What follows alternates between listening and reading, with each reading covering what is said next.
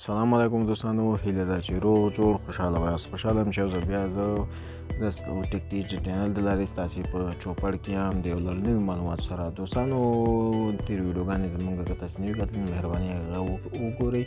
راځو دوستانو نن د دې په هکله خبرې کوو چې څنګه وکولی شو دغه خپل د موبایل د سکرین نه ریکارډ وکړو، څنګه دغه خپل موبایل دغه کوم څه چې مونږ کوو چا لپاره یو انفارمیشن لري، یو طریقه دی چې شو ته ښه نو غواړي چې دغه خپل د سکرین نه ریکارډ وکړي، اواز دې پکې ثبت شي او هغې نفر ته یې ورولېږي، یا یوټیوب دپاره چې ویډیو جوړوي لکه زه چې څنګه جوړوم. نو دې دپاره تاسو ته به دوستانو دغه طریقه زه په دغه ویډیو کې ښیم او هیله ده چې موږ سره پاتې شئ. دوستانو مخکې دې نه چې ویډیو شروع کړو، که چېرته زموږ چینل تاسو نه وي سبسکرایب کړئ، مهرباني وکړئ سبسکرایب یې کړئ او د زنګ تڼۍ کېکاږئ، ځکه موږ هر ورځ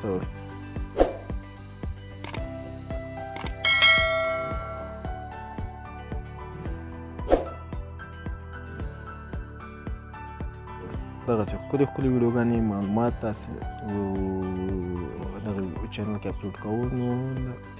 نو هیله ده چې سبسکرایب کړئ. نو خبرې نه اوږدو دوستانو، راځو د ویډیو په طرف. دوستانو را به شئ تاسې پلی سټور ته. پلی سټور کې به تاسې عادي ډول باندې ولیکئ، ما خو چې ډاونلوډ کړی دوستانو هغه د مبین یا سکرین ریکارډر چې ورته ولیکئ هم صحیح دی. ډېر اپلیکیشن دي درته یې راوړئ. سکرین ویډیو ریکارډر دا چې ولیکئ، ګوره دوستانو دومره زیات اپلیکیشن دي د دغې په نوم باندې چې سکرین تاسې هم د سکرین نه وکولی شئ چې اپلیکیشن یې دا ما چې کوم کړی دی دغه اوس چې زه به کوم ویډیو دغه ثبتوم نو دا چې دی د موبي زون په نوم باندې دی.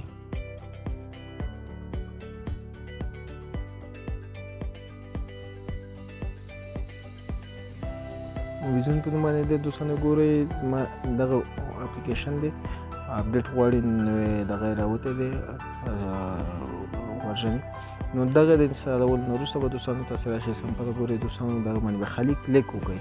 دغه کلیک چې وکړئ دوستانو نو تاسې ته به دغه اپلیکیشن خلاص شي او د خلاصېدلو نه وروسته دوستانو تاسې ته دغه کونج کې چپ لاس ته دغسې دا ګورئ دوستانو دغه راغلی دی او دلته درته ښایي تاسې ته. نو په دې باندې به کلیک وکړئ. ډایرکټ د کلیک کولو نه وروسته تاسې ته 3 سیکنډه وخت درکوي. هغه سیکنډ تاسې په سیټنګ کې جوړولی شئ. 3 سیکنډه وروسته د ستاسې په سکرین کې ریکارډ چالو کېږي. تاسې هره خبره کوئ، هر کار چې کوئ نو دا ټول په ویډیو کې ریکارډ کېږي. د سټاپ کولو لپاره یې بېرته راځئ کله نو په دې باندې کلیک خالي سمپل یو کلیک کوئ نو دغه ویډیو ریکارډ